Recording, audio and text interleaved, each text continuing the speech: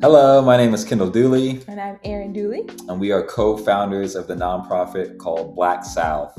It's rooted in our narrative of doing something called reverse migration. We returned back to the same neighborhood that my great-grandmother lived in here in Durham, North Carolina, in the historic Black Wall Street neighborhood called Hayti. We actually live on the same street that she used to live on. We're focused on doing community development projects through asset-based community development. Yes, and so we founded a nonprofit called Black South, BLK South, and we're doing place-based community development projects in historic Black neighborhoods across the South, more specifically in this neighborhood, the historic Hayti district, and we have partnered with elders and a local church here that has been in this neighborhood for over 100 years, both of those entities, and with the Grant Street community is what it's called, so we'll tell you a little bit more about that later. One big problem that our community sees often is the inability to seek our own self-determination in our neighborhood. And that's something we see with historic Black neighborhoods across the South. With this particular community, we were able to come together with elders that have been here for over 100 years, as well as a church that's been here for 93 years. And we took the leadership from those groups and we came up with a 15-year strategic plan on what do we want to see, taste, feel, and smell in this neighborhood over the next 15 years. And in that plan are different projects that help kind of focus on specific issues within our neighborhood. And so we're working on a community garden to help focus on the food insecurity that's in our neighborhood. And we're also focused on the after-school program that hopes to focus on the problem of violence and violence prevention and creating a safer neighborhood for us.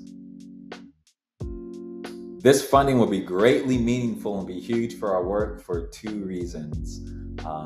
At least two main reasons that come to mind is one, some of the actual projects we need, such as the garden and the after-school program, need resources to make them happen.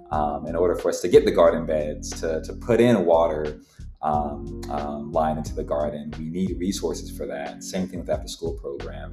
But then also the second big thing is help capacity. One of the things that our residents and the church mentioned, they said, you guys are an answer to prayer because we're younger people coming into this neighborhood with ideas and with capacity and time for this work. And so we need the resources to keep doing this work full time. And to hire others to help us do the work in the neighborhoods too.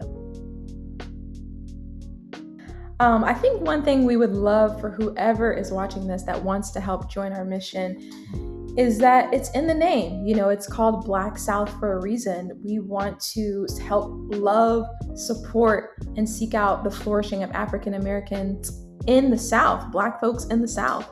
And I think one thing we realized too is someone was telling us the other day, with Black history being erased, with so many things being taken away from Black people, we need people like you to give to efforts like this. And someone just told us yesterday that she really believes that what will save us in this country is the hyper-local, place-based, neighborhood-centered work like this. And so if that's something that you want to be a part of, we invite you to be a part of the healing that happens in the South.